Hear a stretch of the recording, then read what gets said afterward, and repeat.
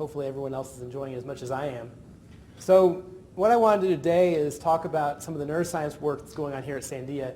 A lot of it's going to be focused on some of my work. It's going to be more kind of storytelling in the typical neuroscience talk sense, but then also expand beyond that to describing some of the computational tools related to neuroscience research and how that maps into the applications that we've been talking about as well. So I'm just going to jump right into it. So we've had a lot of discussions in the last, day and a half about kind of the big, I guess fire hose of data that we've been, the analogy I heard mentioned yesterday. And, of course, for those of you who are neuroscientists, you're familiar with this sort of breakdown, but generally neuroscience is not one field. We've been talking about it quite a bit in terms of anatomy and modeling in this workshop, but in fact it goes all the way from molecular level, gene networks, to development, electrophysiology, neural circuits and systems, cognitive level research, fMRI, EEG, and so forth, and to behavioral level, having mice looking at blocks on a cheese board or human psychophysics studies. So quite a few scales ranging numerous orders of magnitude both in time as well as in space. And the question is, how do we extract insight from this in order to leverage it into something useful? By useful, I think there are a couple of directions we can go. One is the obvious one, the one that the vast majority of neuroscience research is funded for today, and that is to go towards health applications. Clearly, we're all aware of the numerous impairments that can happen to the brain, both age-related and psychiatric, and so forth. And each of these scales impacts health research in distinct ways. Right?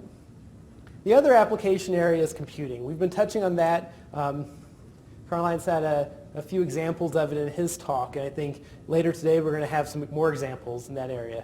So clearly we want to be able to kind of break free of this trap of computing in a very serial sort of way, and the brain is a nice inspiration for that. And there are also some very specific applications that the brain does really well, but perhaps the impact can be broader than just that. And then, of course, how can we help? Well, unfortunately, this kind of neuroscience to applications mapping has been somewhat problematic. I think most of us would agree that we're actually quite good at each of these levels. And in the past 10 years or so, and just what I've watched in neuroscience, almost every one of these scales has been incredibly impressive with what we've been able to do. From optogenetics to Chandler-Dobson, to calcium imaging, to more sophisticated behavioral techniques, to ability to manipulate genes. Yet we're still not breaking through in these areas here. So I'm going to give you an example today of computational neuroscience being one of the paths to get to do this sort of systematic integration across these scales. There have been examples of going from one of these levels to one of these applications, but they tend to be one-off, and we want to do something that's more general. I think this is the goal that most people in this room share. So my talk briefly is going to go over a specific problem, like I mentioned before, and that's going to be the adult neurogenesis process. This is an area I've been researching for quite a while.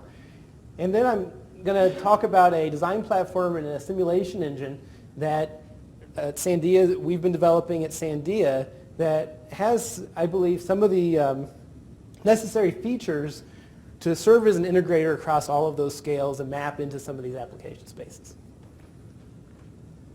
So why is neurogenesis an interesting case study? So one of the things that, almost humbling in the last 2 days, hearing from the Human Brain Project as well as the Allen Institute and these very large-scale projects with concerted, focused efforts on cortex. Neurogenesis is almost the other end of the spectrum. It's a very focused, very specific problem, and the precise mechanisms that go on in neurogenesis are not necessarily things that are going to directly map to other parts of the brain. However, that being said, I think quite a bit of the process, as well as the lessons that we think that I think we're going to learn from that, are things that should map to these bigger systems as well. So consider this a little pitch for more localized science of specific problems. I think that just like the talk yesterday with the auditory system by Lloyd Watts, this is an interesting example of how focused effort on a specific problem over many years can actually yield some good insights.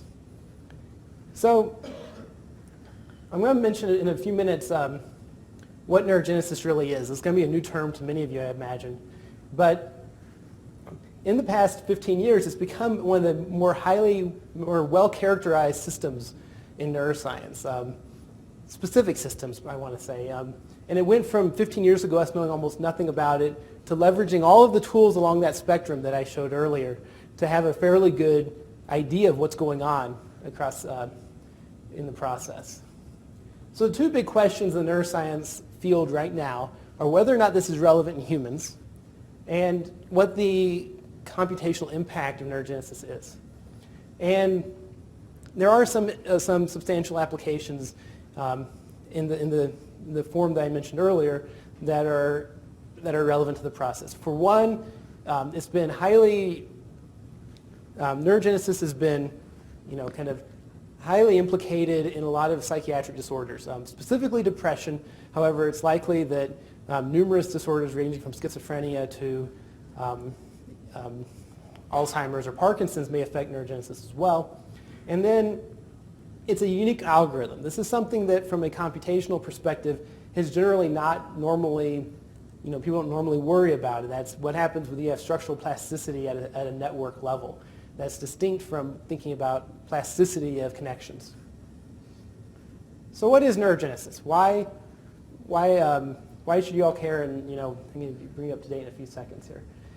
So in all of our brains in this room right now, we're receiving new neurons. We're probably several hundred to several thousand a month in humans. So it's not a large number, especially compared to the scale of number of neurons in cortex, for instance. But I'm going to argue through the talk that it's not a trivial number either. So that fairly small number can be very impactful. It's a highly regulated process. This is a classic study from Henriette van Praag back in the late 90s, showing that running will dramatically increase the number of new cells. Well, it turns out running does. Stress decreases the number of new neurons. Enriched environments, like hopefully this workshop, increase the number, survival of new neurons. Disease will greatly decrease the number of new cells. So in diet, I should say, blueberries and chocolate increase it, so that's good for you. The fact that this is a highly regulated process is something that speaks to me, at least, of saying this isn't just a epiphenomenon. This is something that the brain is actively trying to control the number of neurons based on behavior and context.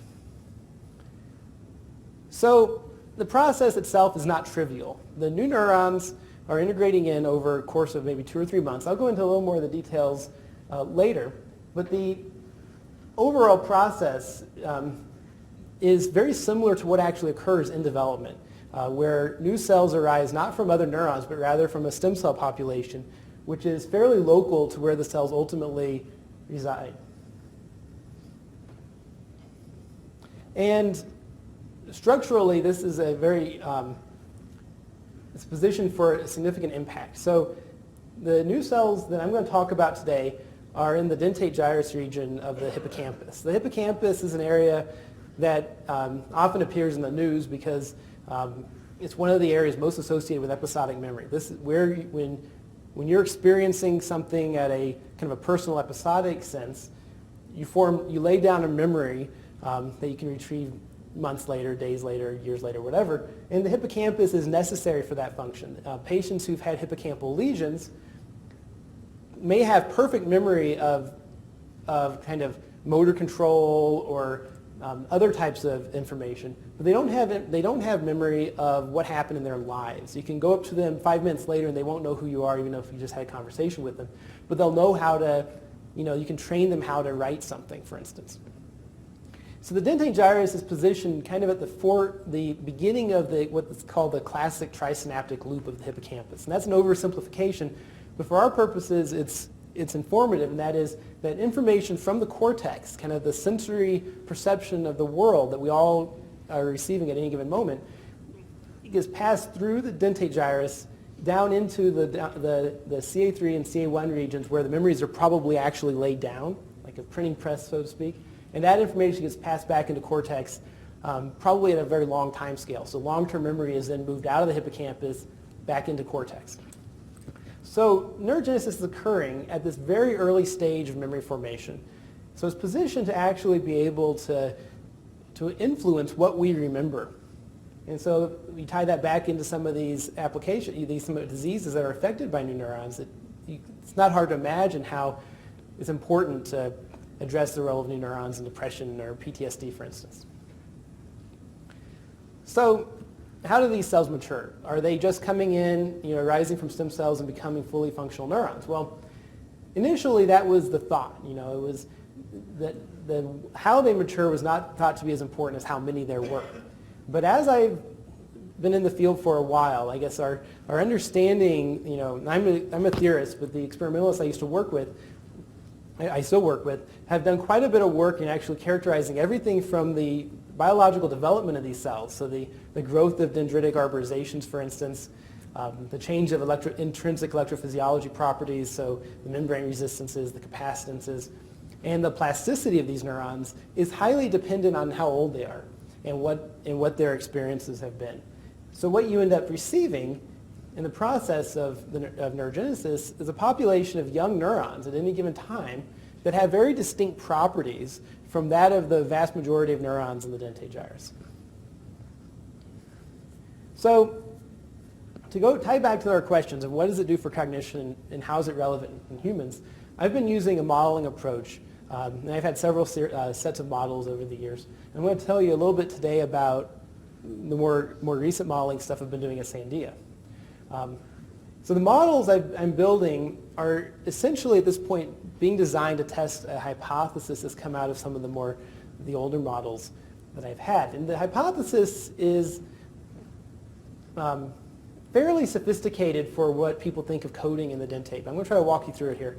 If you focus on the right side of this graph, the classic idea of dentate gyrus coding has been a highly sparse code. So yesterday, in one of the talks, we had a description of sparse coding, which is slightly different from this. This is the kind of the classic sense of sparse coding in that you have a given event will have very few neurons coding it, and those neurons are highly specific to that event. These are almost like the grandmother cell hypothesis. These aren't grandmother cells per se, but it's about as close as the brain may probably come to those. And that is that, in kind of this cartoon example, if there's a yellow diamond that's being experienced that you're trying to form a memory of, there's a mature granule cell that's going to fire to that yellow diamond, and it's not going to fire to anything else. It's going to be highly specific only to this, very tight tuning curves. And so the other neurons themselves will each have their own tight tuning curves to possibly similar, possibly distinct things, but they're going to be themselves very narrow. As a result, for events that are encoded by this population of mature cells, they're going to have an incredibly high information, very high precision coding scheme set up to remember that information. So in this case, the yellow diamond has a population of several mature granule cells that if those cells are active, there was the yellow diamond that was part of that memory. The problem with this sort of representational scheme is that you may encounter something such as this green circle here or this orange plus, which don't actually have a representational set. There are a finite number of neurons in the brain, and if you start using highly sparse codes to represent that information, you end up running the risk of encountering information that does not fall into the tight tuning of those sparse codes. So the hypothesis for neurogenesis is that they are in fact providing a distributed code, a set of neurons that individually are very broadly tuned. So this young neuron on the top fires to the same yellow diamond that this mature neuron fires to, but it also fires to the green circle. there's no real relationship between yellow diamond and green circle. This cell is just very broadly tuned. This is very reactive in a sense in the system. And other young neurons do the same thing. So what you have is a very small subset of neurons in the dentate gyrus that potentially are responsive to numerous events. These are not just, not individually, they don't really tell you much of what's going on. They might be able to, reduce the uncertainty by a little bit, but not by a significant amount. But as a population, a distributed code, as we heard yesterday in Rodriguez's talk, is actually quite informative and can tell you quite a bit about what actually drove the learning in the first place. The argument I like to make, and I think that some of the evidence in the neurogenesis field seems to support, is that this sort of combination of a distributed code and a highly sparse but yet highly powerful high information code will allow some sort of a unified representation to be formed for both novel and familiar events. So that is, a familiar event, something that activates these mature cells, is going to be encoded very well. We all know that remembering something that involves familiar features is something that we're able to do quite easily. But with neurogenesis, we're actually able to also remember novel things, so things that you've never experienced, and maybe incorporate those into your bigger memories. So these might be thought of as features as opposed to memories in and of themselves. Now what's, I think, particularly intriguing about the neurogenesis process is not necessarily that these cells are just a distributed code that balances the sparse code of the mature cells, because then you don't need a new process, you just need a separate population. But the young cells themselves are maturing. The young cells go from being these kind of broadly tuned, low information neurons individually to being a very tightly tuned, high information mature cell over the course of a couple of months. So what we actually have is a system, a network, which is important in episodic memory, so information coming in at fairly long time scales, that is restructuring itself over fairly long time scales to most effectively represent the information that the system might need to encode. All the while, these cells mature into being tightly tuned cells that can now really represent the green object and the orange object, and you have a whole new set of young neurons there to handle whatever novel things haven't been encoded up to that point. So this is an interesting hypothesis that we kind of laid forward a few years ago, but it does present a challenge. One of the things that I guess this conference has kind of introduced is that, okay, now you come up with this theory, how do you actually validate it? Well, this is a theory more so than a simulation. So my approach has been to design some simulations that should be able to test this. The approach that, the other thing we're doing is working with various experimentalists who might be able to use in vivo recording techniques to measure this. So one of the nice things about being at Sandia is that we have large-scale computers, which we've been hearing some about in the last couple of days. And so I've actually been able to build biologically realistic scale simulations of neurogenesis coming into the equivalent of a rat-sized dentate gyrus, but also beginning to scale up into, say, monkey and human sizes as well. So this is a simple schematic of the model. This is a fairly realistic model. This isn't, it's not quite to the Markram extent of having full conductance, ion channel conductance based, but I'm using the Izakevich model that's similar to what Karl-Heinz mentioned earlier. The model is constrained to basically the dentate gyrus as well as its principal cortical input. So about 100,000 cortical neurons representing both spatial as well as object information is kind of shadowed in here. And then the dentate itself consists of both a primary granule cell layer, this is the layer that receives new neurons, but also several feedback and feed-forward inhibitory and excitatory layers.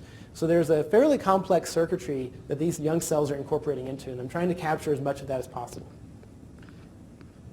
In order to best simulate this system, I've been trying to get as much raw physiology data from various labs that, collaborators and other labs who do hippocampal work as possible and fit the precise Izakevich model dynamics to that real data. So, again, we've had a lot of discussion of free parameters in models, and clearly a model that has 9 cell layers and millions of neurons in dozens of connections are going to have a lot of free parameters. Try to constrain that as much as possible using the raw physiology data.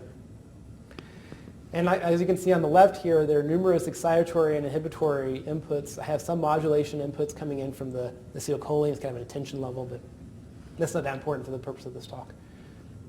So again, this is the schematic of what actually is going on biologically with neurogenesis. We've tried to capture as much of this process in the simulation as possible. This is something that I should point out is non-trivial in terms of designing neural network models. Most neural network simulation platforms are not designed for this level of structural dynamics. So I've had to do quite a bit of work of actually going into, how would you actually represent a changing neural network in a simulation. So I'm going to go through a few results. These results are still fairly preliminary on this large-scale model. I won't go into too much technical detail on that. But the basic idea, I think, is just to give you an impression of what sort of modeling results come out of this and how we can maybe start to derive some insights out of them.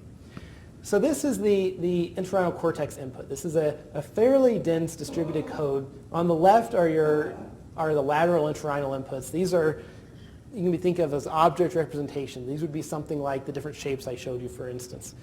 On the right is a spatial input. The hippocampus is known to have a very strong spatial structure, place cells, and is a famous example. The entorhinal cortex are known to have grid cells. These are actually a more kind of abstractly repeated spatial representation that's fed into the hippocampus. So what the dentate gyrus is thought to do is integrate across these two information streams. The output information is in the granule cell layer itself. And as you can see, compared to this very dense activity from the entorhinal cortex, in the model, and this is actually what appears to happen in vivo, the activity from the granule cell layer is incredibly sparse.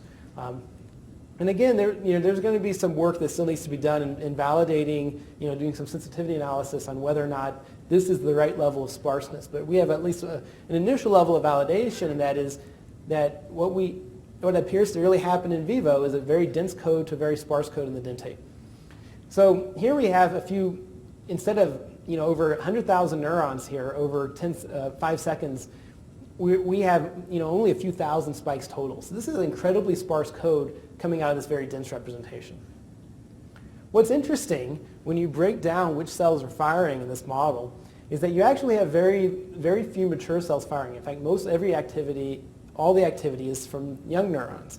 Now, I didn't go into the details of how the experiment is structured here, but this is not entirely unpredicted, given that the data I'm showing here is a purely novel stimulus. So if you go back to that hypothesis I laid out in a few slides ago, the mature cells would not be expected to fire to features that are novel. And if everything that the system is experiencing at this moment is novel, then you would expect very little activity from mature cells and a lot of activity from young neurons.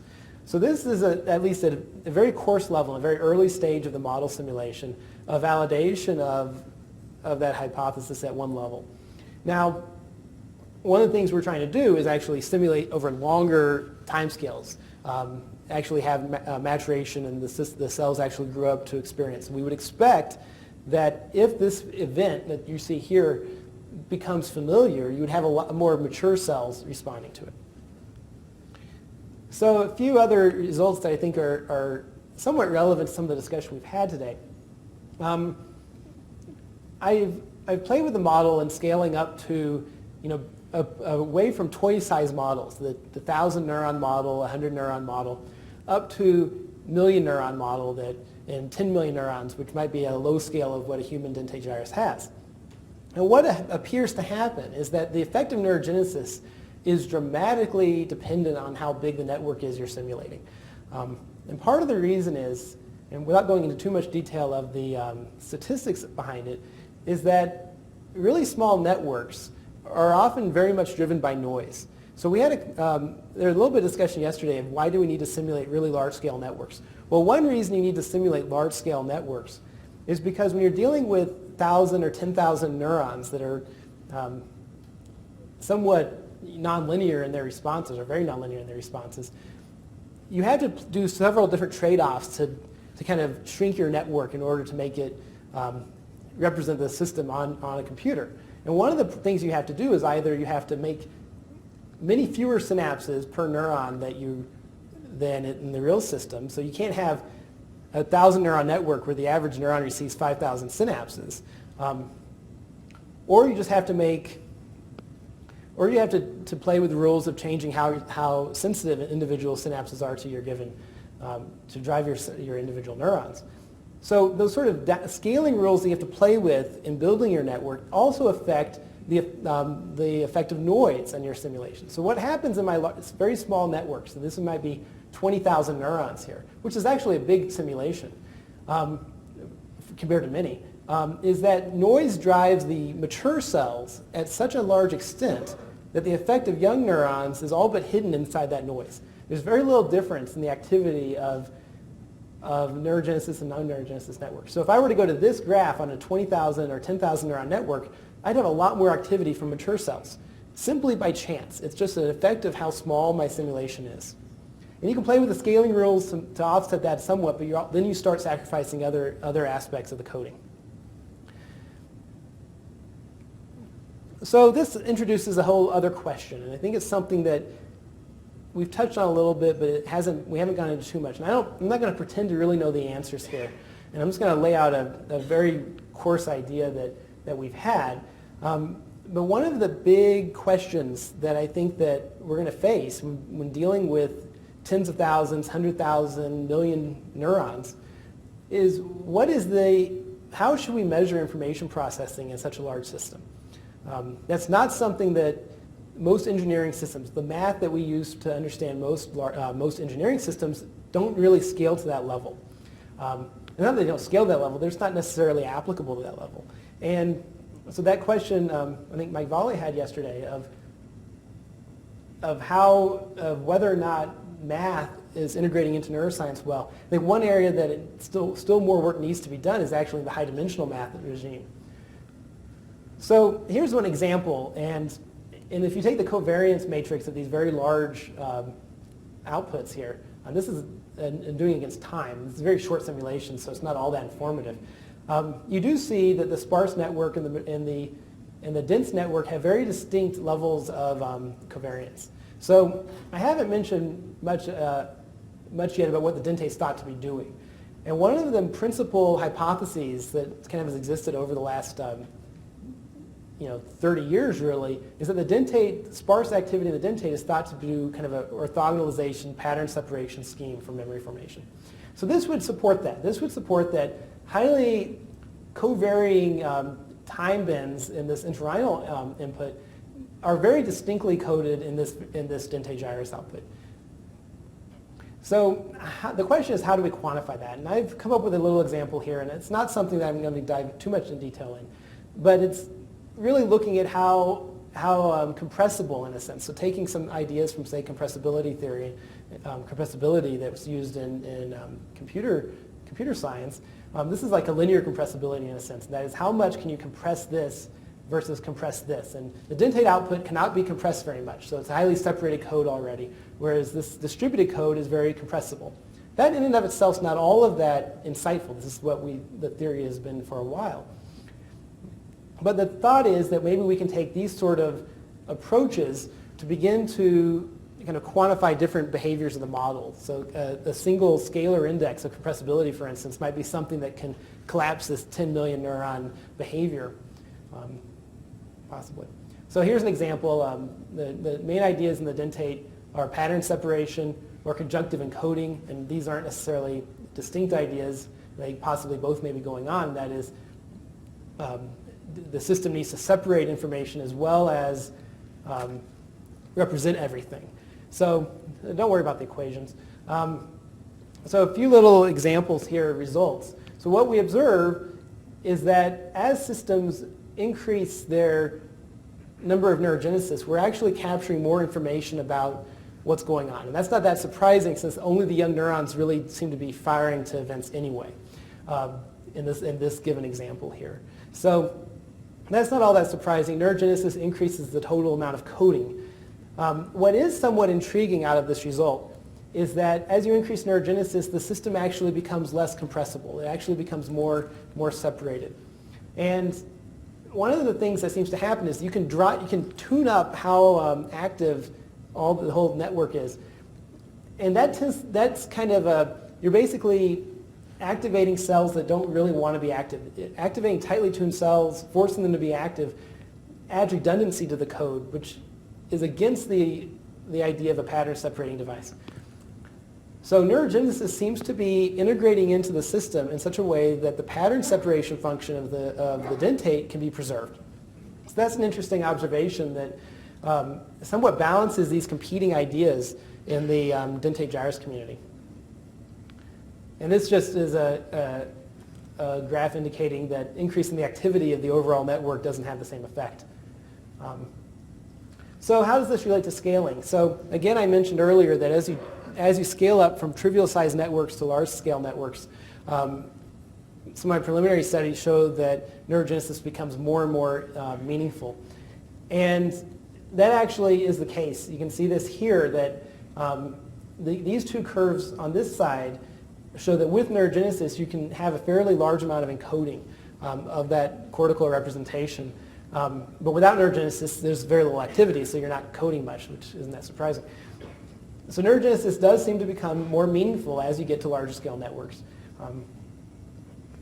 So that's a very complex model, and I think we've had a little bit, clearly a lot of parameters that have to be fit, and a lot of work needs to be done to make sure that this is actually a decent representation of what's going on in vivo. So one of the possible ways to validate it, it's one type of validation, is to project that complex model into a very simple space, a very simple abstract model, and see whether or not it holds up with some very minimal assumptions.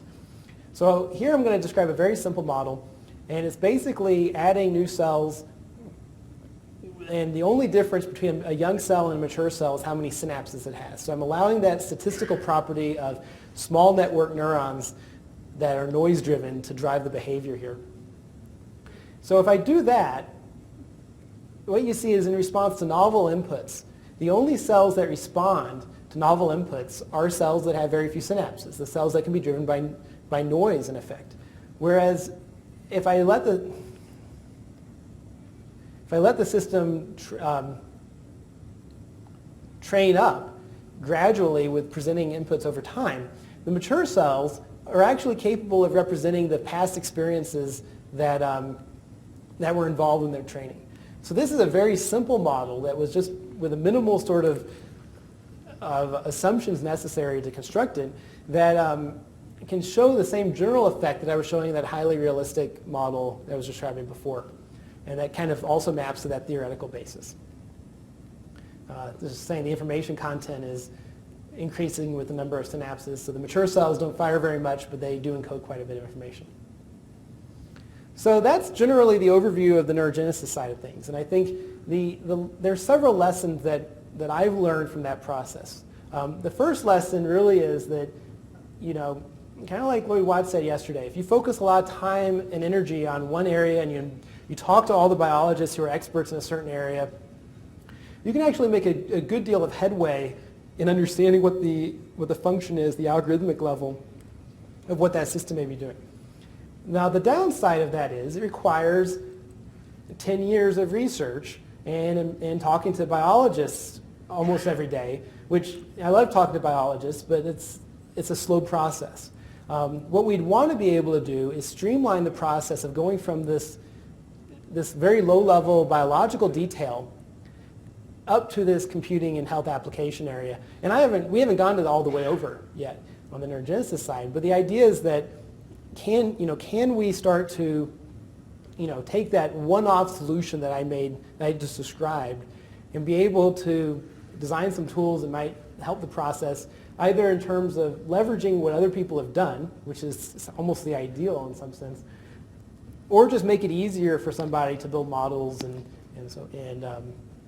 tie them together and build on them. So I'm going to tell you about another project going on at Sandia. This is Fred Rothganger's project, who's sitting over here. So and we can talk to you more about it later if anyone's interested in the details. But the idea is that we can build a computational tool that actually facilitates this integration process in a somewhat algorithmic, in an algorithmic framework that will allow us to move into these application domains more rapidly. And the tool is named neurons to algorithms, so even though the same initials as the talk, it's not related. So we've had this, this is a slide of Fred's that he likes to show, and this is a picture of the SFN meeting. So this has come up a couple times, so here's a picture of it for everybody, where your 30,000 best friends are talking about their individual little story and their little local optimization problem in neuroscience. So how do you make sense of all of this? And the idea that I think is driving some of the Into-A work, and some of the other neuroinformatics work as well that's going on around the community, is that these individuals here, the people talking at these posters, are the ones actually probably best suited to describe what's going on. It doesn't make sense for me or for someone else to try to go one poster after another, extract the useful information and build models of it. Rather, as a community effort, a model of what the brain's function is or a given brain area is going to be a group effort. So the tool Into-A is designed to be a database of neural structure and dynamics. And it's a computable database. It's like a database that we'd like to be able to represent as much of the neural information as possible in an equation format. The simple structure is that you build this database, and since it's in a computable format, you dump it off into a simulator, which can be somewhat generic possibly. Sandia has a very nice tool, which I'll talk about in a few minutes, named ZEISS, which does some highly parallelized computation. Make sure my time is okay here. So ZEISS can then run on supercomputers quite easily. It maps the supercomputing natively. And using that, we can map into, use tools like Dakota, which is another Sandia tool that does kind of sensitivity analysis, parameter space exploration, and so forth. And you can tune your models, and that sits over time. At the same time, the results out of the Into-A simulation can be used to help derive algorithmic motifs. This would be the direction that we'd like to go in order to start mapping into some of these application spaces, namely the computing applications. So the idea is that we can go from contributed models that, say my Neurogenesis model, some of the auditory model we heard, the visual models, the models, Fred asking a question about the models that are being developed in Europe. Take all these different models in there, you incorporate them into a giant database where the models can be related to each other. As well as incorporating neurophysiology literature and existing databases. We're not going to try to reinvent the wheel here. So there are several aspects of this that I think this is a fairly young project, but they've been kind of shaping our motivation so far. The first off is, the move in neuroinformatics is to have open source tools, tools that anyone can go in there and improve on as well as use. We want to have a peer-to-peer model sharing so that different collaborators across the community can work together and build models incorporating each other's components. We like to, we're building towards things that are important for the computer science community in general, the programming community, versioning of models, interfacing into existing tools and databases. We've touched on sensitivity analysis and parameter estimation. And really, the latter one is I think, very important. There exist several tools out there. ModelDB is one of the biggest databases out there right now, in which there are probably hundreds of existing models that various users have made. And most of these are one-off models. These are models that either using tools like Neuron or Genesis or Pine or Brian or so forth. These models get incorporated into a database where they're somewhat siloed. We've used that term came up a lot yesterday. And they're separated from everyone else's. But often they've been using certain markup languages like NeuroML that describes the models, but they aren't, the tools out there don't actually integrate them at this moment yet. So one of the things we'd like to do is be able to take existing models that people have put forth to the community and put them together into Into-A. So Into-A will represent models at different scales. So we can do everything from molecular level modeling to cellular level models that then could be put into a morphologically realistic neuron, or you take a model of a morphologically realistic neuron and you assemble circuits with them. As I mentioned before, the equation language is mostly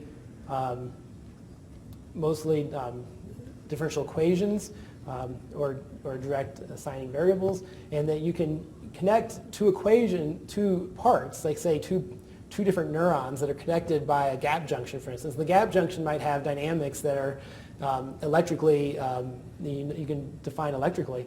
And so the voltage in this neuron will affect the voltage in that neuron and vice versa. Or this could be two different parts of a cable on a dendrite. Now, one of the things that, it's not enough just to say we're going to describe one model, but we actually want to build many instances of that model. So you build many different neurons that have internally a set of dynamics, and then these are connected to each other at a different level.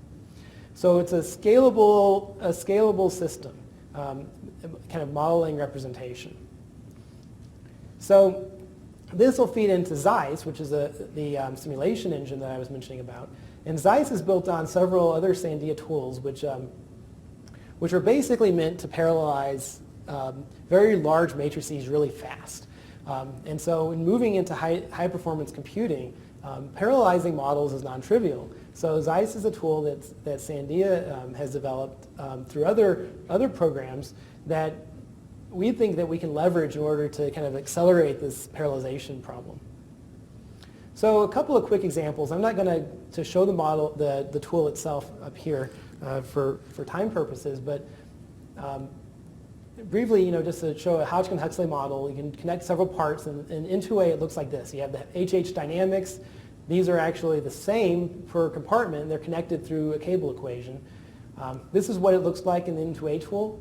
So you have basically a leak voltage here, the injected current with some passive parameters defined, and then you have the ion channels, which were taken from Christoph's book, and these ion channel equations, the MH and N equations, are then included. So these can actually be included not just in this part, but as well as other parts. These are kind of generic pieces that then you can incorporate into another model.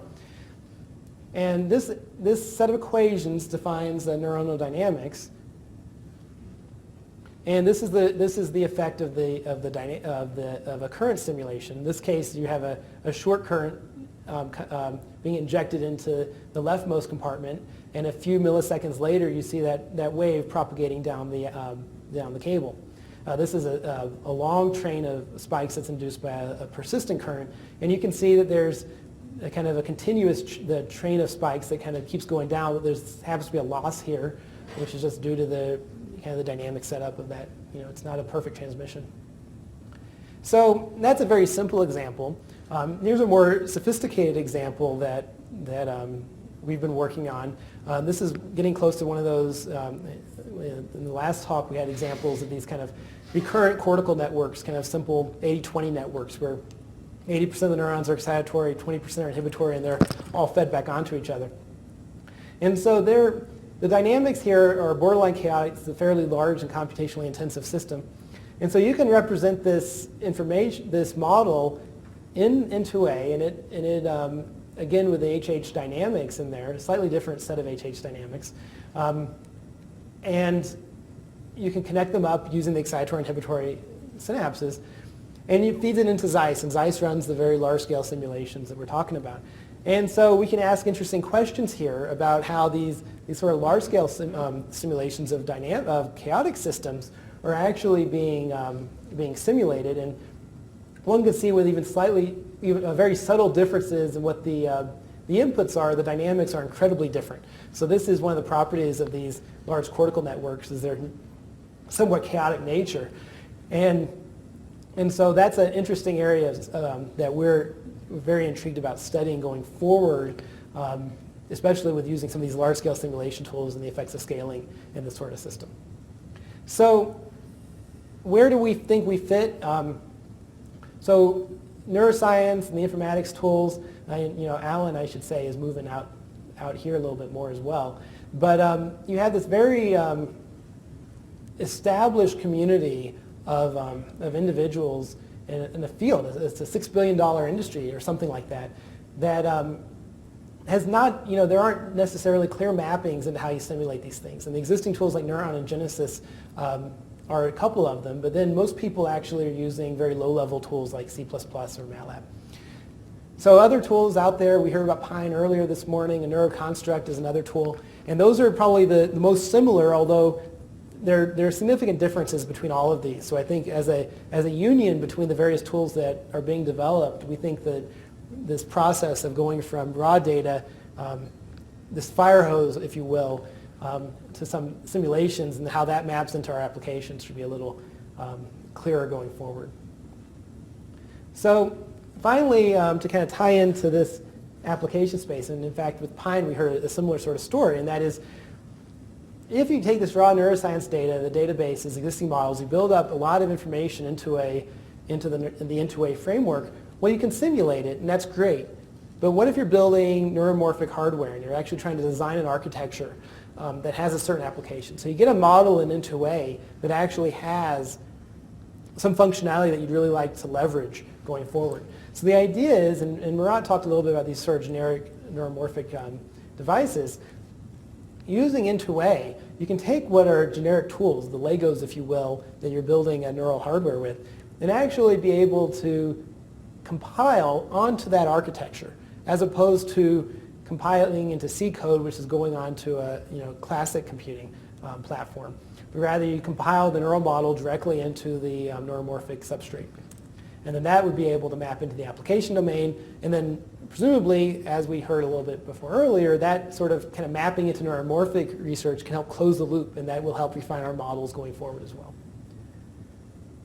So that's pretty much it for the overview for what we're doing at Sandia. There's a kind of a broader range of things, so there's two main stories I want to talk about.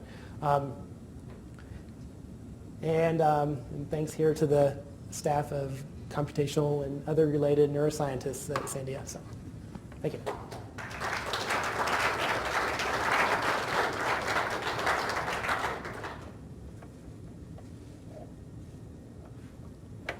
Fred? I was going to suggest that if people wanted to see the software, they could talk to Christy or me or you at random. Sure. Yeah. So also Fred, if you want to see the software. Carrying on our laptops if you want to see it.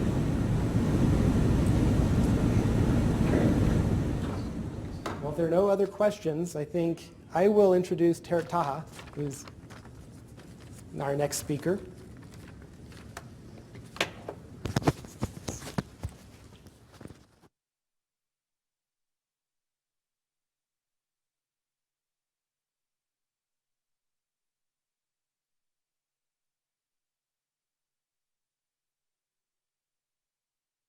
Make it. Thank you.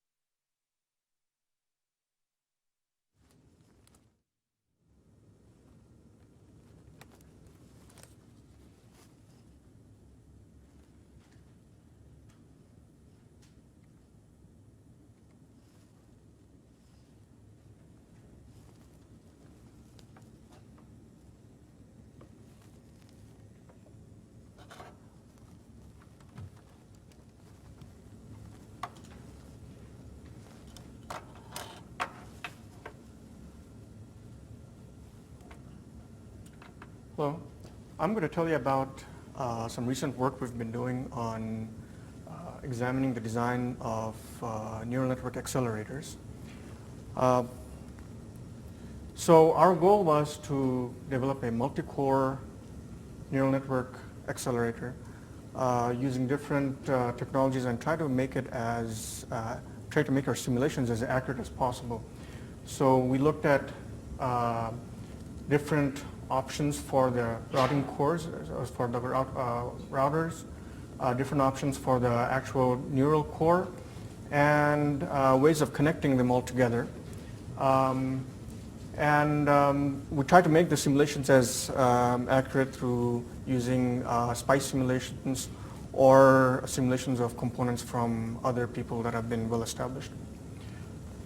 So let me show you some related work in the area. These are devices that have actually been built. So there's a chip called the Spinnaker. It consists of 18 ARM cores. This is from the UK, and this is for neural network simulation. Here's a system that was presented earlier today. This is Facets from Europe. They have mixed signal wafer for neural network simulation. And here's a system that IBM has developed. They've actually developed or fabricated the chips for this. It simulates 256 neurons and 1024 synapses per neuron. And in their system, they have all the data for the synapses stored right on the core, which is processing the neuron. And we got our inspiration from this design. So if you look at neural networks, then you notice that there are a lot of memory components, memory operations that need to be carried out. You need to bring in memory for the actual weights, and you need to bring in the data coming in and send the outputs of a certain layer of neurons to another layer of neurons. Most of the data required is actually within the weights. So if this set of weights can be stored where the computation takes place, then the amount of energy consumed for data I/O can be reduced significantly, and the computation time can also be reduced. So our objective was then to integrate the memory and the computation together. And for on-chip data storage, there are two options that we investigated. One is SRAM, which is most commonly used now. The other is memristor crossbars. SRAMs have very low density. As you can see, this is DRAM and gives you much higher density. Memristor crossbars have the potential of giving you much higher density compared to SRAM. And the read time for memristor crossbars would be about the same as for SRAM, and that's a lot faster than off-chip DRAM. So the system we looked at we had a digital design made of SRAM, we had a digital design made of memristors, and then we had an analog design made of the memristors. So we had three specific designs. I'm going to go over the SRAM-based digital design first.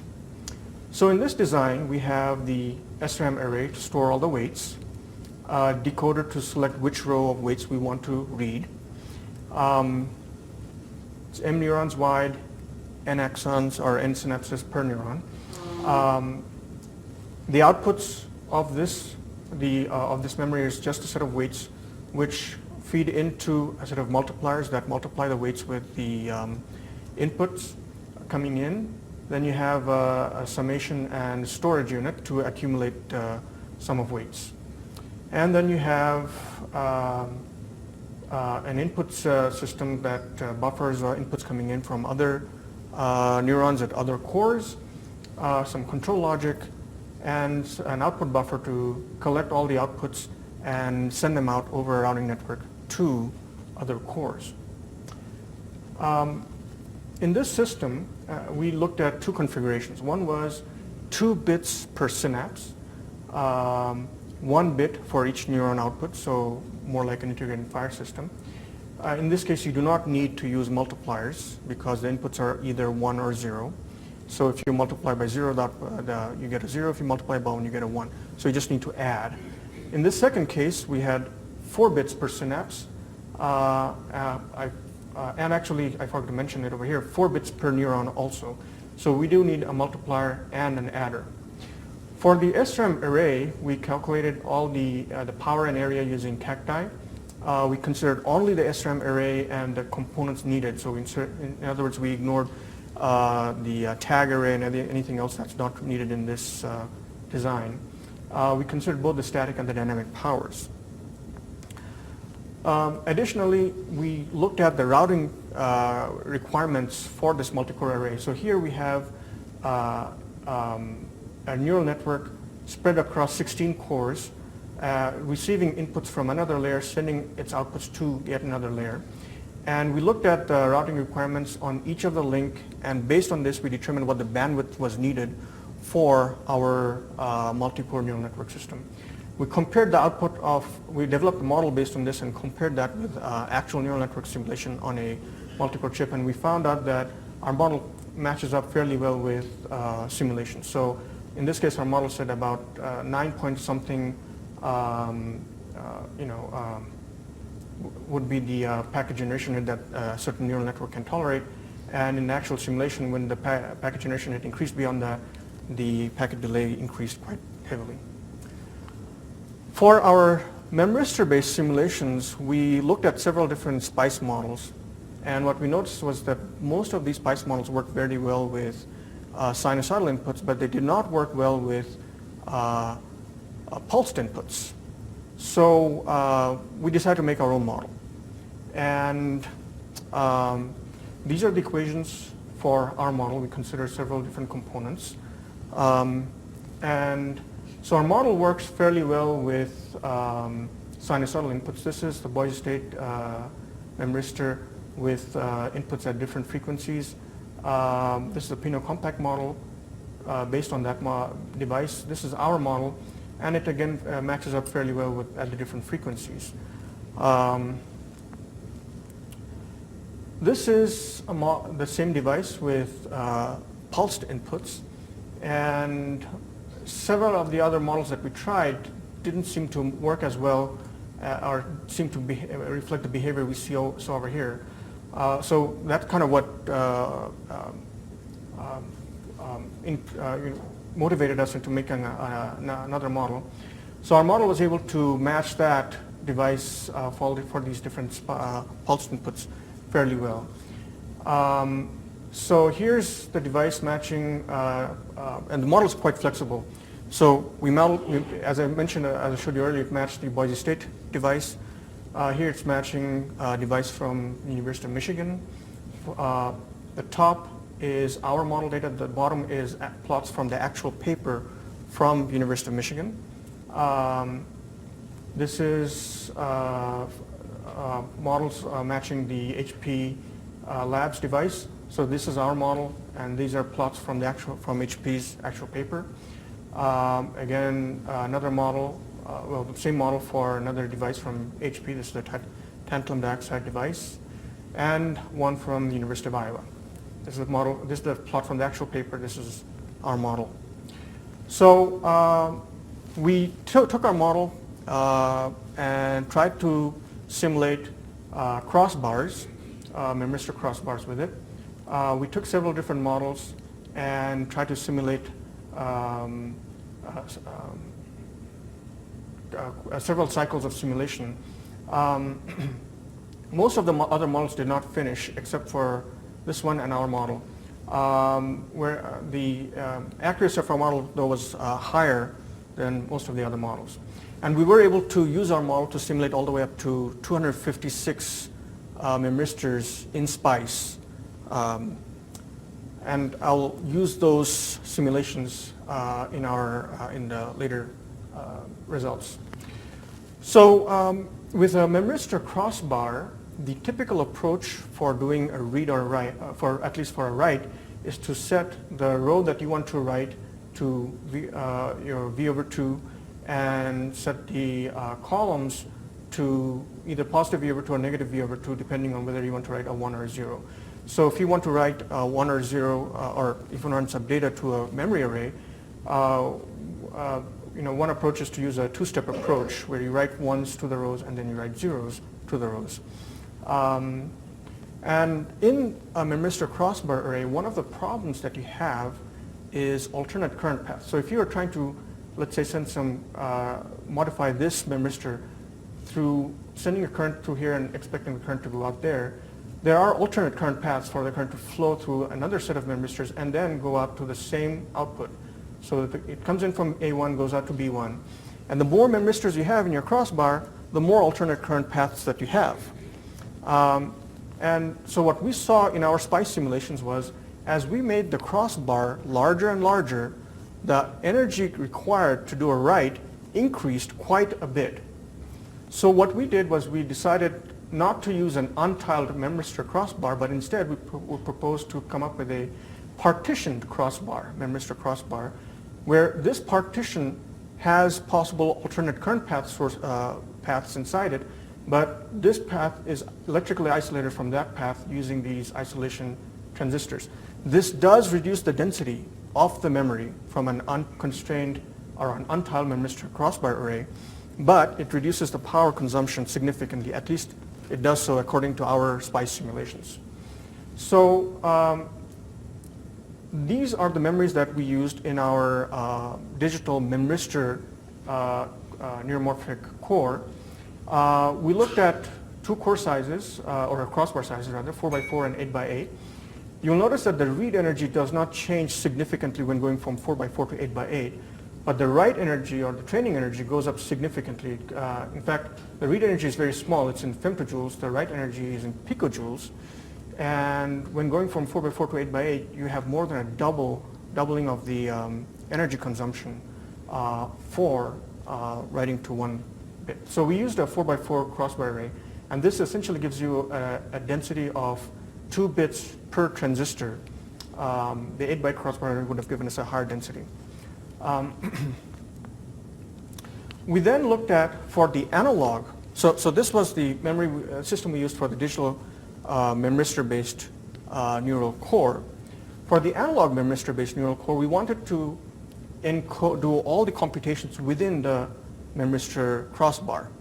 So here is a simulation that we carried out. This is a memristor crossbar array, and we tried to train it to recognize a set of images. And again, for this crossbar array, we simulated all the wire resistances along with the actual memristors. I forgot to mention, but in the digital case, we also simulated the wire resistances. So the way we trained the system was using an iterative approach through MATLAB. So the training algorithm was written in MATLAB.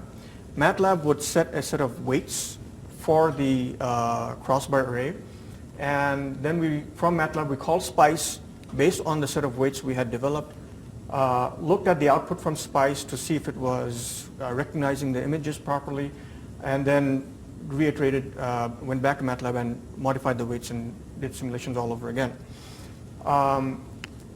So we took a 4x4 image, and what we did was we took one row.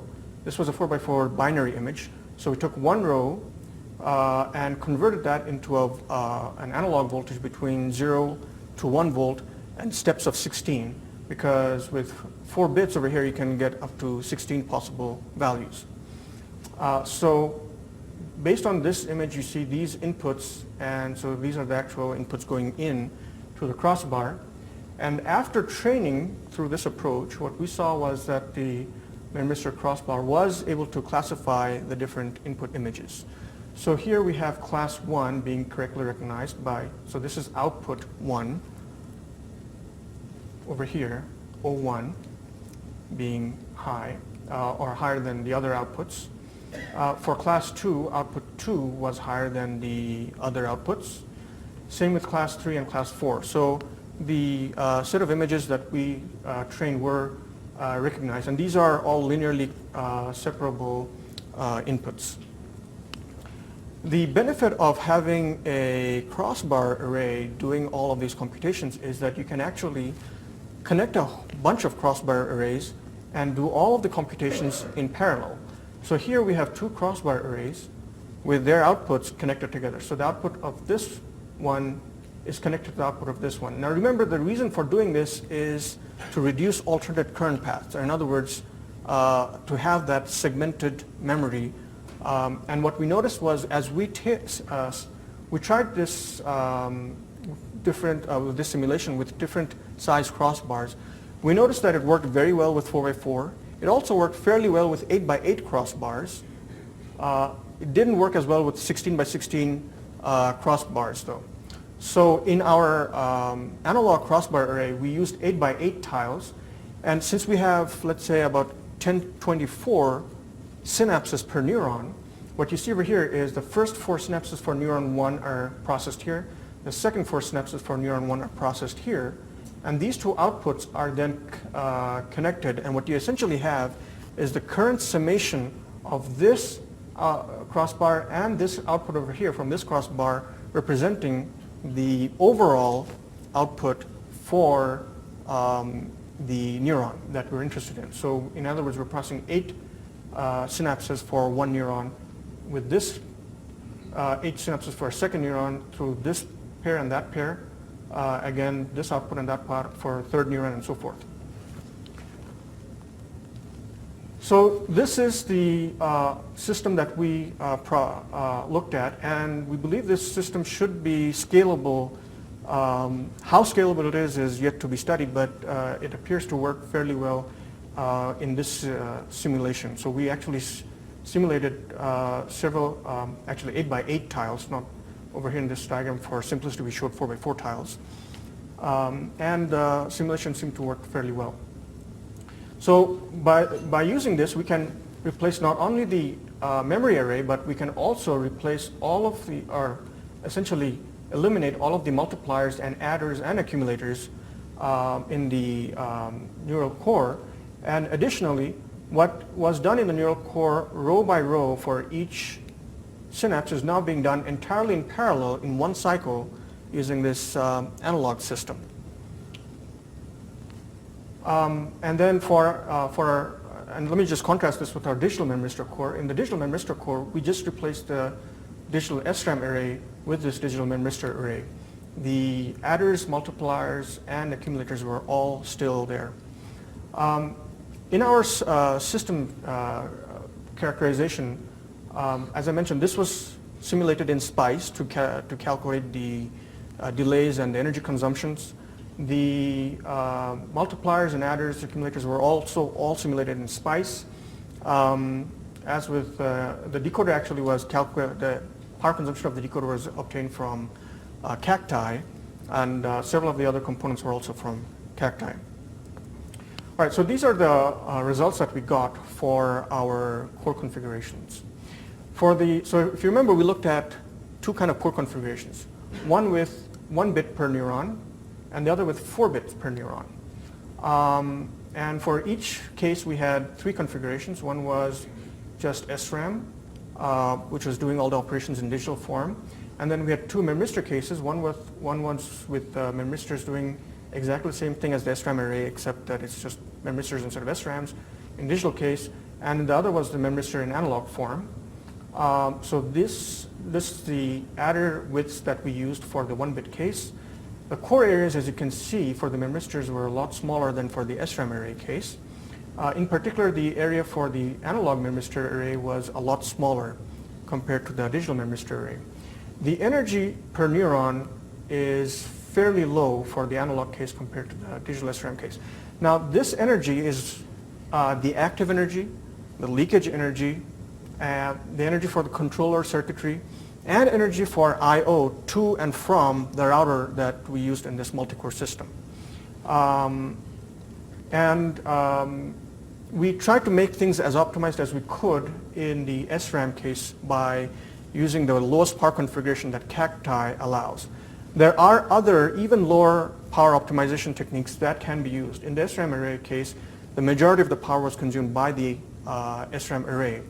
IBM's design of this SRAM array had the active energy, and I'm guessing that's just the energy for, that's ignoring most of these other energy power components, was I think 45, I believe, picojoules for one neuron. So that's fairly low, and that indicates that there are other optimizations that can be done to these cores to get even lower power consumption. And those optimizations can also be done for the memristor arrays to a certain extent also. The 4-bit neuron case shows also that the energy shows a similar trend. The next thing we did was we tried to compare the performance of these cores against existing computing systems. So we looked at an NVIDIA GPU and an Intel Xeon processor. In our simulations, we looked at simulating large neural networks, but we assumed 1024 synapses per neuron to be similar to what we simulated on our analog and digital cores. We made sure that the data set was small so that it would fit either on the on-chip cache of the Xeon or on the onboard memory of the GPU. So the GPU was a M2070 GPU from NVIDIA. It had consumed at most 225 watts. Power had 448 cores. The Xeon processor we looked at had 95 watts and had about 6 cores, ran at 2.26 gigahertz. We did not use SSE instructions in our simulations. So what we did was we just took our results, and I believe we multiplied it by 8 to model SSE instructions. So these are the results we got. We looked at 2 case examples. In the first example, we assumed that we have a network which is 256,000 neurons, and we want to iterate this at 10,000 iterations per second. And we looked at the performance of all the different systems. So our 3 cores, the 2 based on memristors, SRAM, and the NVIDIA GPU and the Intel Xeon processor.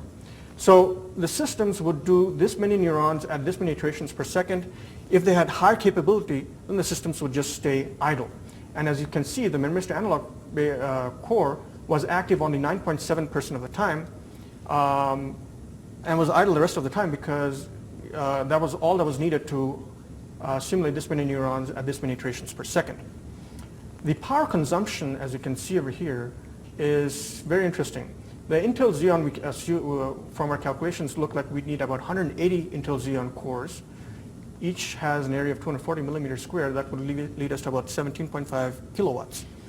The analog memristor core would need only 1 chip, 3.7 millimeters square, and would consume 0.07 watts to do the same simulation. So that gives you a power efficiency of about 253 times, or 253,000 times over the Intel Xeon core. The NVIDIA GPU would need 12 chips and was about 6 times more power efficient than the Intel Xeon. In the second example, we simulated a much larger neural network at a slower rate to make sure that the number of synapses evaluated per second is the same. So in example 1 and in example 2, the number of synapses per second is identical. So to make sure to keep that identical, we increase the number of neurons, decrease the iterations per second to something like 1,500 iterations per second. And as a result, the Xeon and the NVIDIA GPU had the same runtime and power consumption. And keep in mind that these systems are multiplexing the neurons. So the same core is processing multiple neurons. In the specialized examples that we looked at, 1 core can only process a specific set of neurons, and that's it. So if you have more neurons, you need more cores.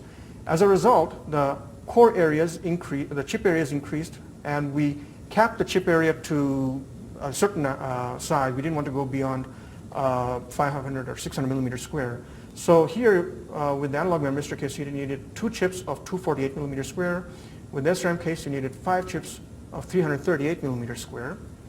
The chips were idle most of the time. As you can see, the analog case was active only about 1,000th of a second because each core is very capable, but each core has to do only 1,500 iterations per second. The power consumptions increased because we have more cores. The biggest contributor to this increased power consumption is actually the routing cores. So we assume that the routing cores, or the routers on the multi-core chip, are active the entire time. Whereas the actual core, the memristor core and the digital core, were powered down when they were not active. And this is possible because the memristors are non-volatile. Whereas the SRAM array had to be kept in a high power state, and that also that consumed some increase in energy consumption over here. So the increase in power efficiencies are still quite high, but not as high as you see in this case. Again, mainly because of the routing cores consuming energy.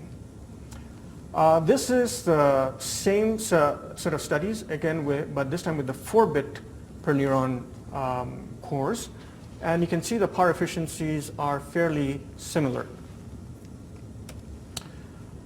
So if you compare the digital SRAM array with the analog array based on our simulation, what you see is that the core size for the analog case is about 6 times smaller.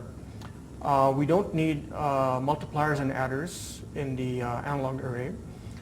We can process 1024 synapses all in one cycle per neuron. In the digital case, we need 1024 cycles, one cycle per synapse for each neuron. And the energy consumption is a lot lower. Now this energy consumption considers leakage, the transfer of data to and from the router. So actually if you take this component out, the data transfer between the router, this number goes to about a few hundred from 16. So the data transfer energy is actually quite high and needs to be further optimized. So in conclusion, it looks like specialized specialized cores are very efficient for neural network acceleration. And again, this is primarily because these cores are very specialized. They cannot do general purpose computations, which the other cores are, which the Xeon and the NVIDIA processors can do. They're far more flexible. What it looks like is that further improvements are possible, and so that requires further study. And the memristor cores appear to be very efficient for recognition tasks. We have not looked at the performance of these cores for training. In training, the memristors do consume more energy, but if you train offline, then, and most of the time you're just carrying out recognition, then the memristor cores would be very efficient. And that's it. Any questions?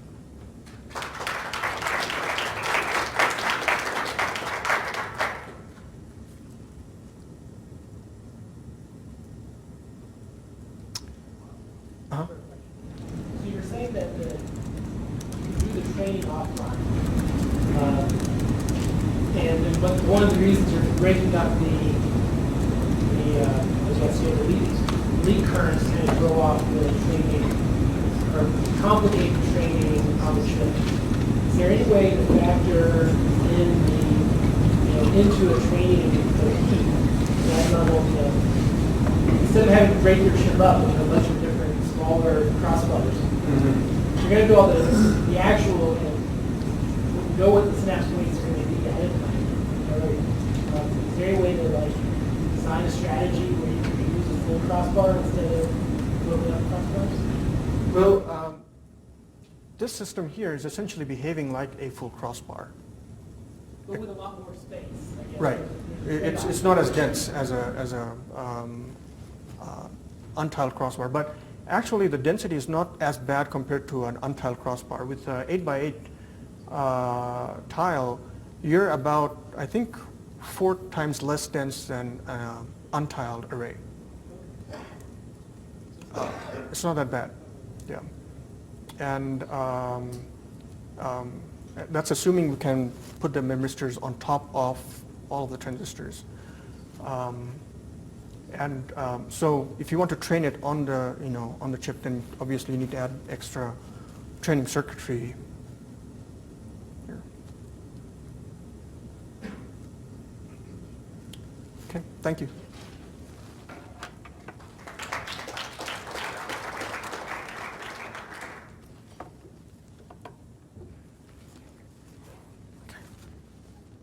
So our next talk is Sergio Davies from University of Manchester, so I guess our other European long traveler here.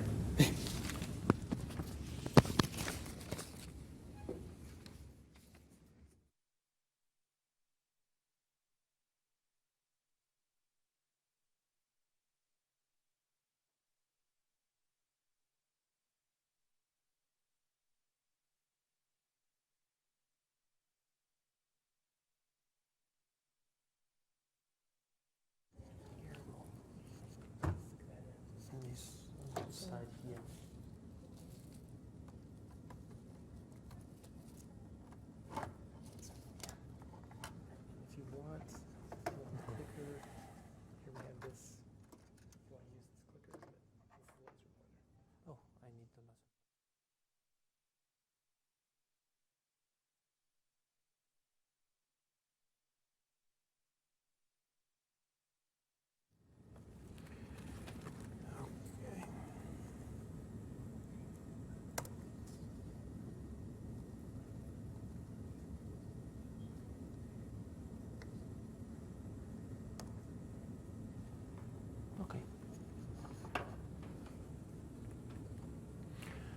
Okay, so first of all, I would like to thank Murat and all the organizers of this workshop for inviting me.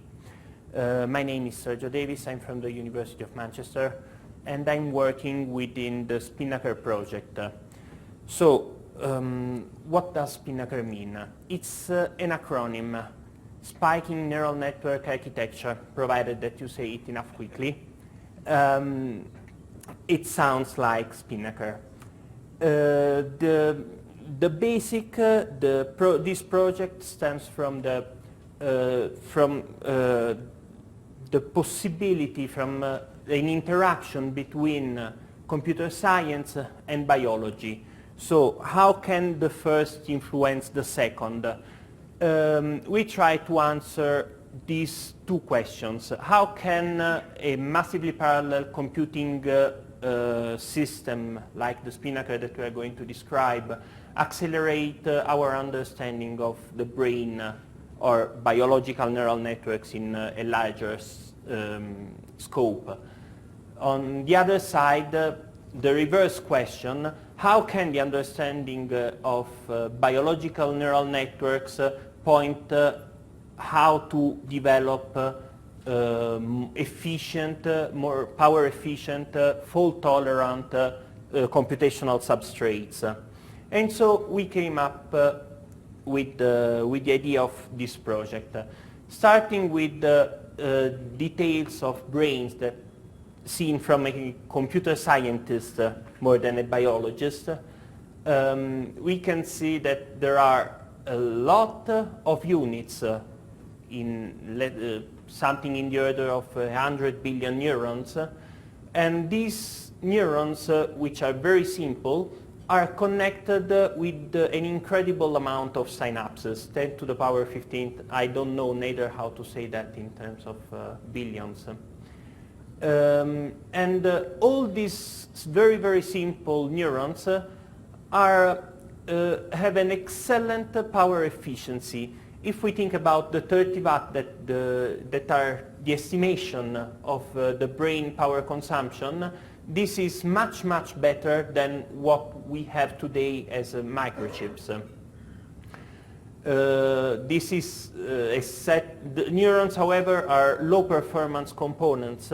They do very simple computation. They do it quickly, in relative terms, not compared with today's processors, which are gigahertz, which do number of operations incredible. And they do low speed communication in terms of meters per second, means that two neurons communicates using some kind of messages that propagates with a factor of meters per second. The brain has a lot of adaptivity, so there is a tolerance to component failure. We know that sometimes there are neurons dying in the brain, but still an individual can live and perform its duties. And moreover, there is some kind of learning in this. Again, neurons. Each neuron has multiple inputs and has a single output. Does this remember anything in terms of digital logic cells like gates? And this single output is then propagated to multiple other neurons or gates, if we want to do a parallel with digital electronics. There are multiple possible scales of these neural networks. We have in biology neural networks made up of hundreds of neurons, and we have something in the order of 100 billions of neurons. And in both cases we have something that is performed correctly, like flies, they can continue living even having just hundreds of neurons, and we have humans which go up to hundreds of billion neurons. And these neurons are organized generally with some kind of regularity if we think about the 6-layer cortical microarchitecture. So we took that architecture and we built a spinnaker system. We took mobile phone processors, we packed them together inside chip, and we call that the spinnaker chip multiprocessor. You can see it's a green dot in each of these, in this torus. And this is estimated to model about 1% of the human brain. We want to go up to 1 billion neuron modeled in real time in this system. Or if you want to go slightly lower, we may be able to model 10 mice with the same hardware. The design principles of this system start with the virtualized topology. So we have seen that each chip is connected with the neighbors, but this doesn't mean that only neighboring neurons or populations of neurons are able to communicate. So there is a physical connectivity, but there is on the top of that a logical connectivity that is mapped on the system. There is an asynchrony in the system, means that each chip performs the operation in its own time and propagates messages, spikes towards other chips, other neurons in its own time frame, and the destination neuron, when receives spikes, means that is the time of the event. So time models itself. There is not a general clock that is propagated throughout the system. And we went for the mobile processors because we know that those need to be very power efficient. And we know that the real cost of the computation is the energy required to perform it. And this energy may be spent either for neural modeling or for communication. There is a debate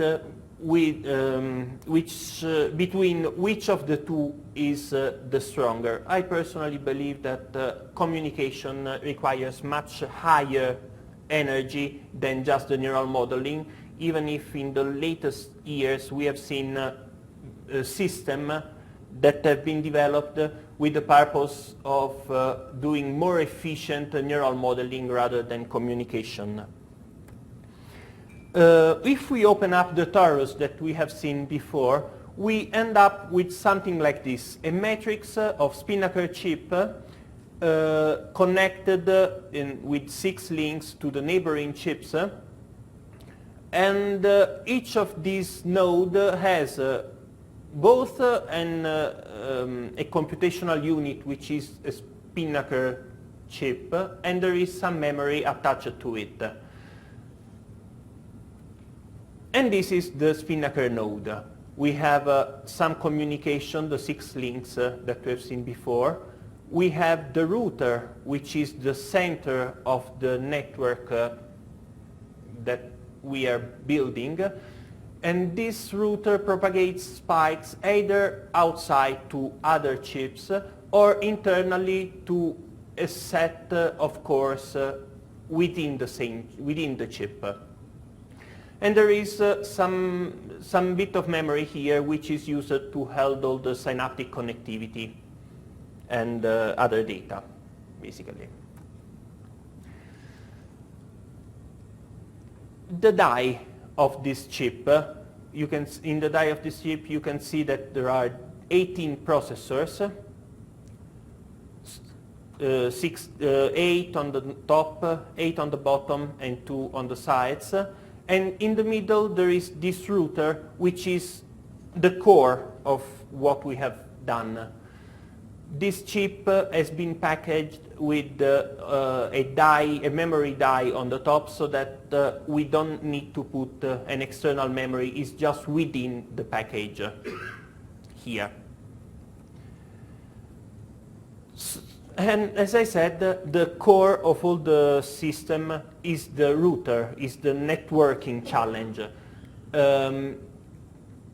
We need to emulate some very high connectivity between neurons, and this high connectivity needs to propagate the spikes from one neuron to thousands of other neurons. We put another constraint that on-chip and inter-chip spike communications should use the same delivery mechanism, so that we don't have differences between those two kind of communications. So we ended up building a router that is able to propagate 4 different type of packets. Multicast packets, which are routed on the basis of the content that carry events, spikes. So multicast, why? Because they are sourced from one neuron and they are propagated to lot of other neurons. There are then point-to-point, nearest neighbor, and fixed route packets, which are used more for from a system management perspective. So point-to-point are used to propagate data for bootstrap, debugging, for monitoring data, for monitoring the execution of the code. Nearest neighbor are used to build address map to check whether neighboring chips are alive, and to flat fill executables. And last but not least, fixed route packets, which carry 64-bit data, debug data to the host. Well, all these packets have both an header, and they may carry data along with that. Usually for a multicast packet, we just propagate the event, so the source of the spike, and that is enough for us to propagate it to the destination neurons.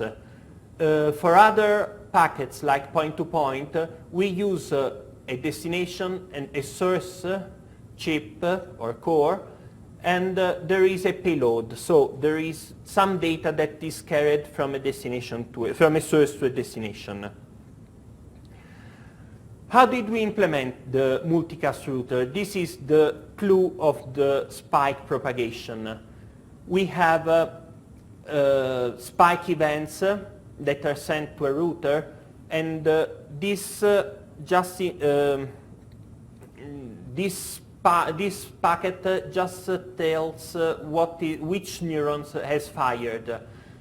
Then in the router there is a memory which says where to propagate every event that is received with that particular ID, with that particular neuron ID.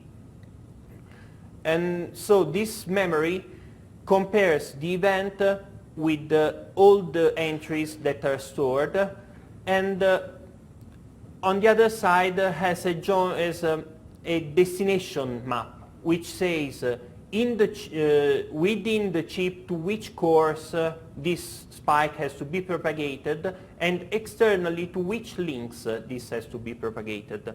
So you can see that the spikes are propagated in the same way for on-chip and inter-chip communications. If the CAM has a hit, then there is the destination is taken and the spike is propagated. But on the other side, if there is a miss, we have implemented also a default routing. So whenever there is a spike arriving from one of the links and there is a miss, the spike is propagated towards the towards the link which is opposite from the one from which the spike has been received. Now, a bit more details about how we do the mapping, because at this point we have the physical topology of the spinnaker system, but on the top of this we want to model some kind of neural network. You can see here we have neurons or populations of neurons, however you want to interpret it, it's the same. And we want to group them to be hosted on a particular core. But then we need to build somehow the routing tables, the maps which says how to propagate spikes between units, from one unit to another unit. And this mapping problem has been split in two parts. So on the left here you can see that we have a graph made up of units, again neurons or populations of neurons. And we have on one side description of these units, which may be neural parameters, which may be synaptic interconnectivity, and so on. And on the other side, we have the generation of the topology that has to map the physical topology of the system. And so we build the routing tables, and then we load them into each of the routers, and on the other side the data related with the simulation, related with the neural data, related with synaptic data, is loaded within each of the cores.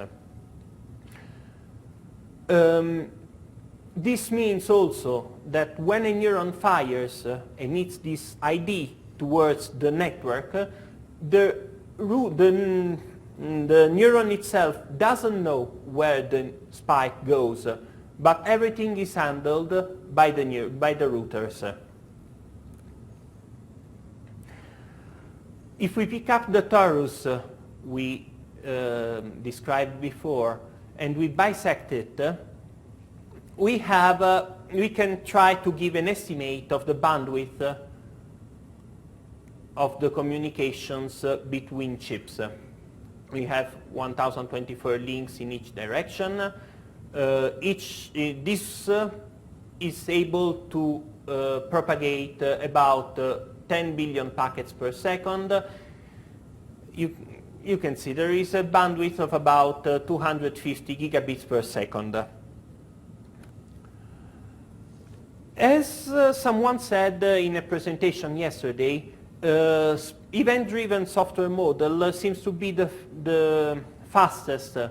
So we implemented that way the software that runs on our chip. Basically we have 3 events. The first is a packet received event. This packet is received by a chip, is taken into a queue so that the router is able to continue its work. And then a DMA trigger. DMA is triggered in order to bring inside the chip information related with the connectivity. This information, in fact, is stored in the external memory, the SDRAM, and when this has been brought within the chip, then some synaptic update may be triggered if is required, and their synaptic inputs are computed. Then, on the basis of a timer event, so every millisecond, the neurons, the neural models are updated. This means that the ordinary differential equations are brought forward for 1 millisecond. And related with the mapping problem, we have a software that goes from a fine description of the neural network down to the model simulation on the spinnaker board, and back from the spinnaker board to show the result of this simulation on the screen of a computer just by using this spine description, which is a high-level description in terms of population and connectivity between populations of neurons. Just to do some comparison of the models that we have implemented, a leak integrated and fire neurons, we have tested it with Nest, with Brian, and on Spinnaker, and you can see that there are very slight differences in the model evolution. And on the other side, if you consider the firing rate given a particular input current, between Nest and Spinnaker there are some slight differences, but they are very small. The differences arise because on the Spinnaker chip we don't have any floating point unit, we have just fixed point. And this means that there may be some rounding, some rounding errors that may arise. Again, with the Izikevich model, you have some behavior that is very close to what Brian does, and again, the firing rate doesn't really differ from that. Moreover, we have some synaptic plasticity implemented in it in terms of STDP. However, since all the system is fully programmable, is made up of ARM processors, you can program whichever model of synaptic plasticity you need, and you can model whichever neural model you want. In this case, I was using SCDP, and doing this, inputting a pattern in a network, and the pattern is immersed within noise, you can see that the neural network is able, at the beginning, didn't know anything about it, so there is no particular knowledge. It fires randomly. But after a while, it starts detecting the statistical regularities within the pattern and identifies it consistently. I would like now to show a couple of experiments that we have done using the Spinnaker system, and are a couple of videos. This is done during the Telluride workshop in 2010, and the idea was to let the robot follow a line using all using full spike computation. This means on the top there is a silicon retina, and this silicon retina propagates the spikes to a Spinnaker board, and back the Spinnaker board answering with spike gives command to the robot on how to proceed following this line.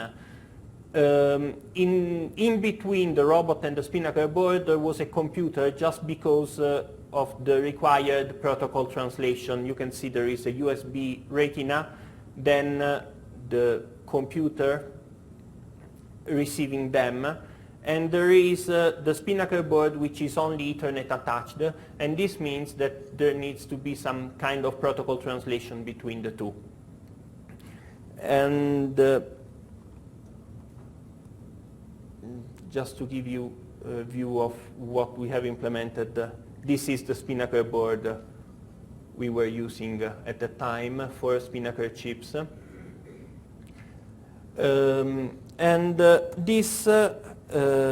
This particular experiment was repeated in 2011, still using the same basic principle of a silicon retina that detects only change in lights.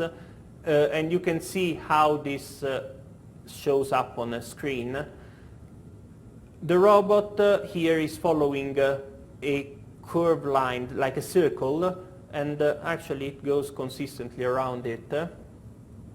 Sometimes just waving around.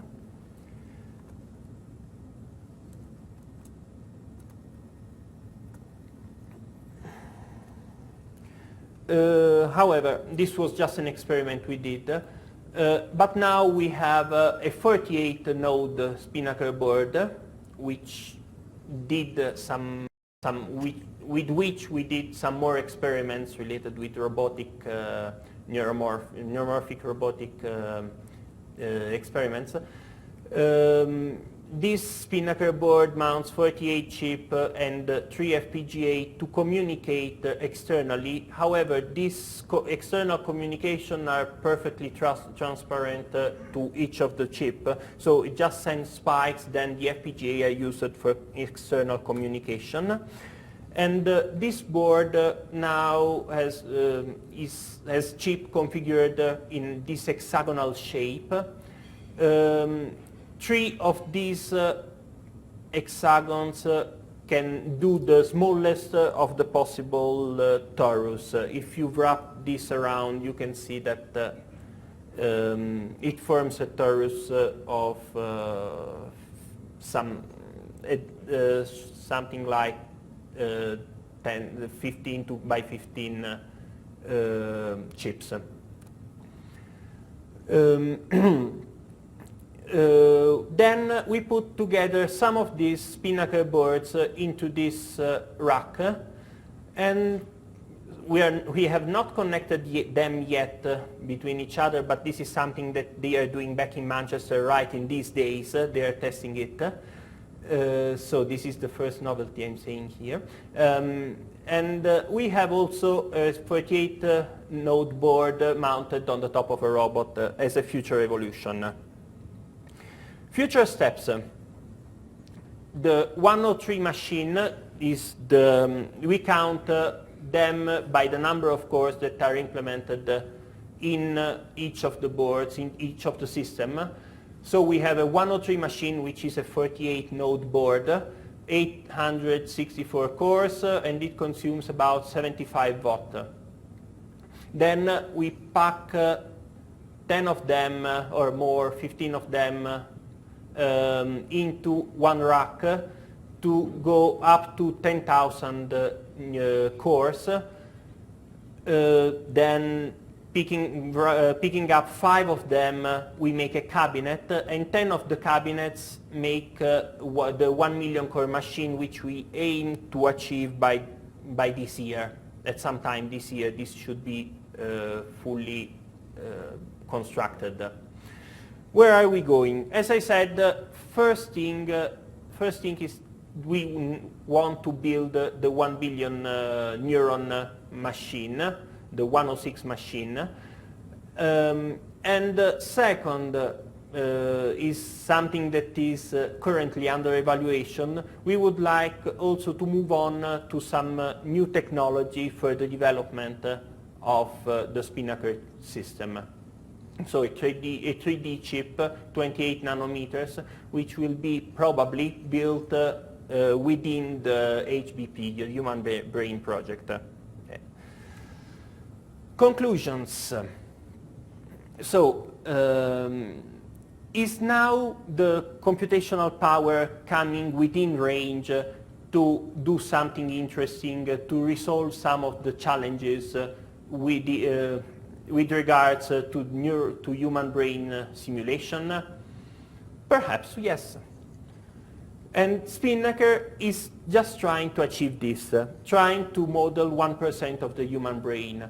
We have a virtualized topology, we have some asynchrony because time models itself, we have very low power cores, and the majority, the bigger part of the innovation in this system is the multicast communication infrastructure. At many levels we can have the hardware tuning by itself, configured by itself, either in the network description, either in or in fault tolerance cases. By the way, that hardware is working, as we have seen, for the robots. I would like to thank all the people involved in this amazing project.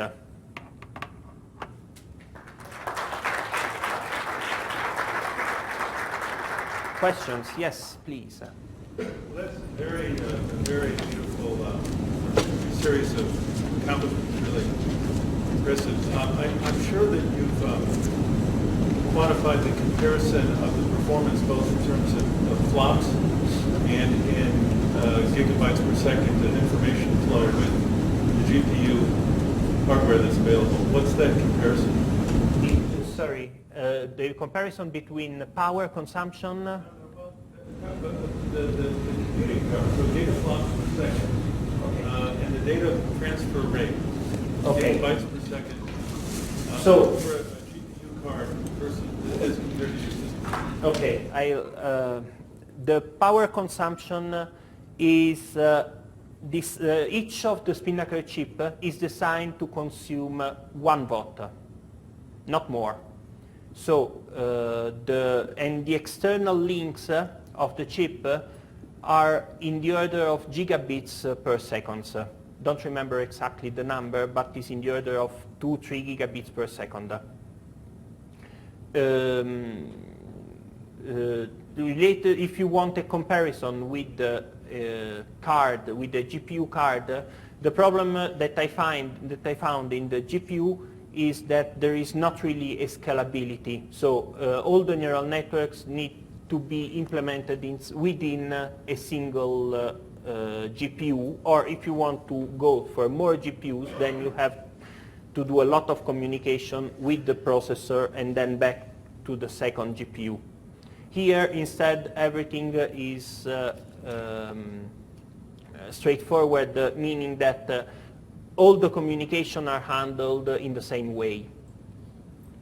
So just a comment. So we've been using GPUs for 5 years or so to simulate large-scale neural systems. And again, I love the architecture that you built, but just to make that comparison, the GPUs, 500 core would be the order of magnitude.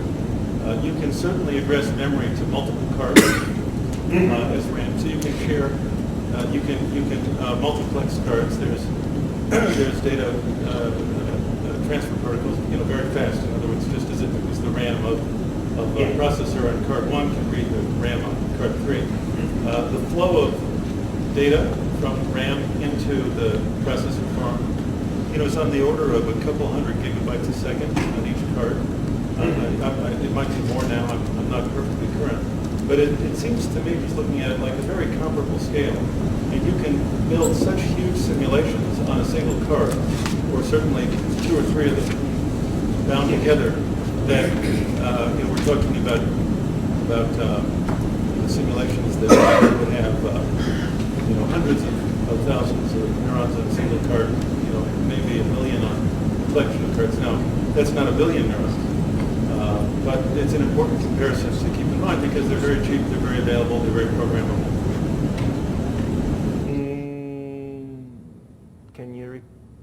Can you repeat the question? Is you are asking something related with a comparison between? Sorry, perhaps I have some problems with hearing. Is there a mic? Can I ask you to use the mic, perhaps? Sure.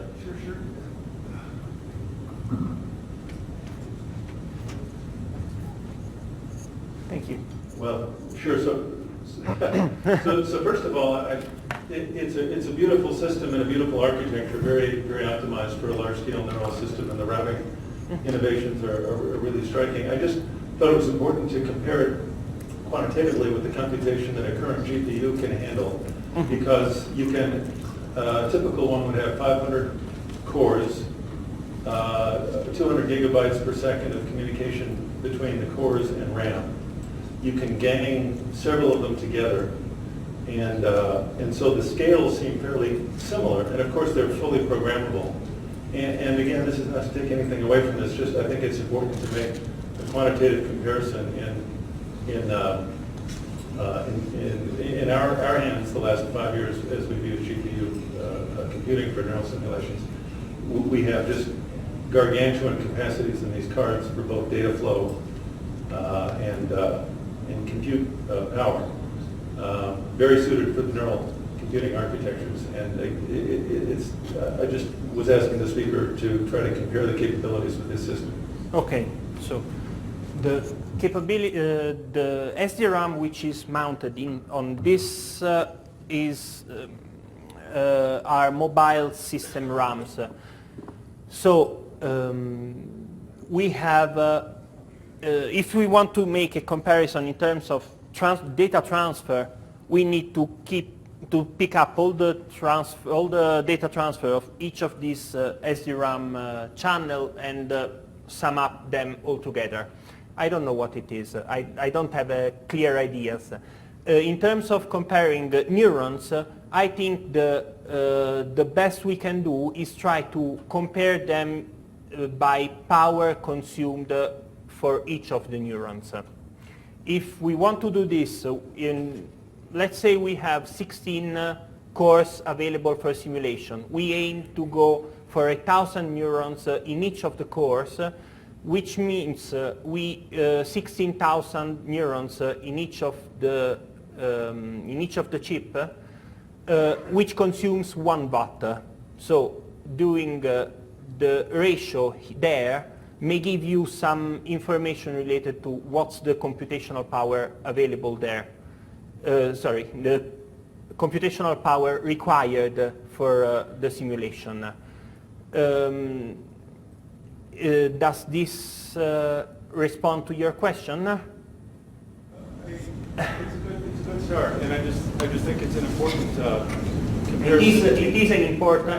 It's important not only to compare in terms of computational power required for the neuron. It's important also to compare in terms of the communication between all the. And I think with that in mind,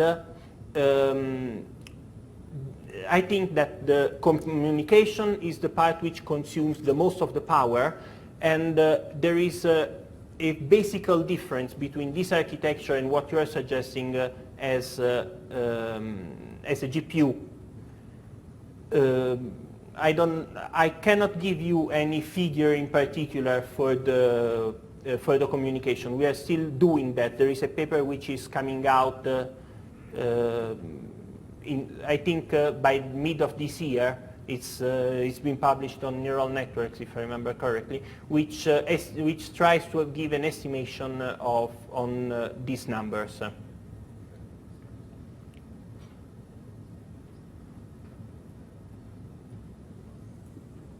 there are no further questions. Okay.